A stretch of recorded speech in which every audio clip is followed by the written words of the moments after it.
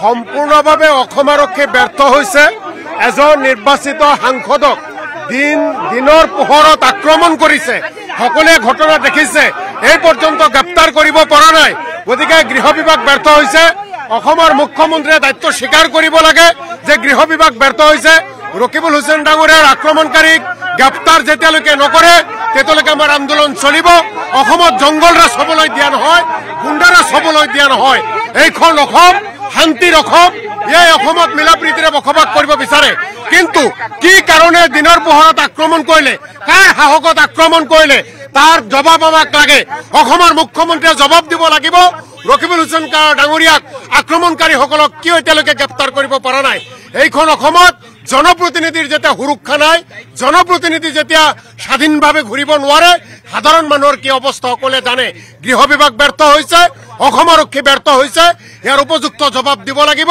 আজি আমি বিধায়কসকলে প্ৰতিবাদ কৰিছো সমগ্ৰ অসমতে কংগ্ৰেছ কৰ্মীসকল ৰাইজে ওলাই আজি প্ৰতিবাদ কৰিব অসমখন আমি জংগল ৰাজ হ'বলৈ নিদিওঁ অসমত জংগল ৰাজ কেতিয়াও হ'বলৈ দিয়া নহয় গুণ্ডা ৰাজ হ'বলৈ দিয়া নহয় বিজেপিৰ গুণ্ডাসকলে এনেকুৱা আক্ৰমণ কৰিছে এই বিজেপিৰ গুণ্ডাসকলক গ্ৰেপ্তাৰ কৰিব লাগে আমি এই মুহূৰ্তত লিখিবলৈ পাইছো আৰক্ষী প্ৰশাসন ব্যৱস্থা এই মুহূৰ্তত কোনো ষড়যন্ত্ৰ আৰু অসম আৰক্ষীৰ ব্যৰ্থতা নগাঁও আৰক্ষী অসম আৰক্ষীৰ ব্যৰ্থতা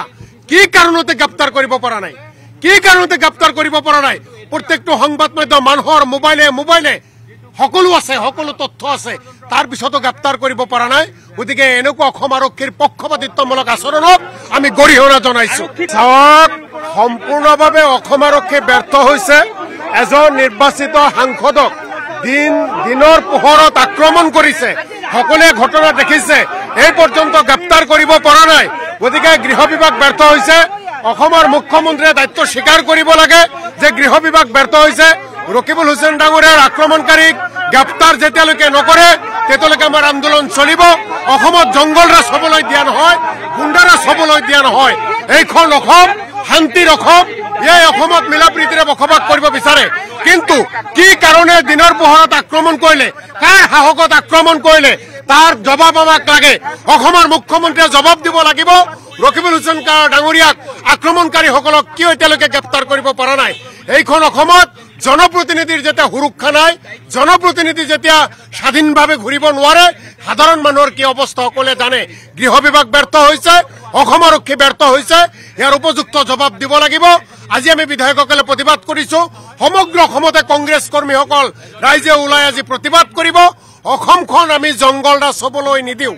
অসমত জংগল ৰাজ কেতিয়াও হ'বলৈ দিয়া নহয় গুণ্ডা ৰাজ হ'বলৈ দিয়া নহয় বিজেপিৰ গুণ্ডাসকলে এনেকুৱা আক্ৰমণ কৰিছে এই বিজেপিৰ গুণ্ডাসকলক গ্ৰেপ্তাৰ কৰিব লাগে আমি এই মুহূৰ্তত লিখিবলৈ পাইছো আৰক্ষী প্ৰশাসন ব্যৱস্থা এই মুহূৰ্তত কোনো ষড়যন্ত্ৰ আৰু অসম আৰক্ষীৰ ব্যৰ্থতা নগাঁও আৰক্ষী অসম আৰক্ষীৰ ব্যৰ্থতা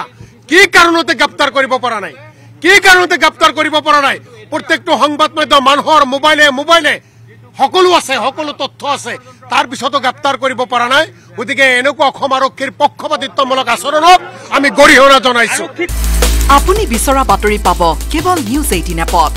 নিউজ 18 এপ ডাউনলোড কৰিবলৈ স্ক্যান কৰক এই QR কোড গুগল প্লে ষ্টৰতো পাব এই নিউজ 18 এপ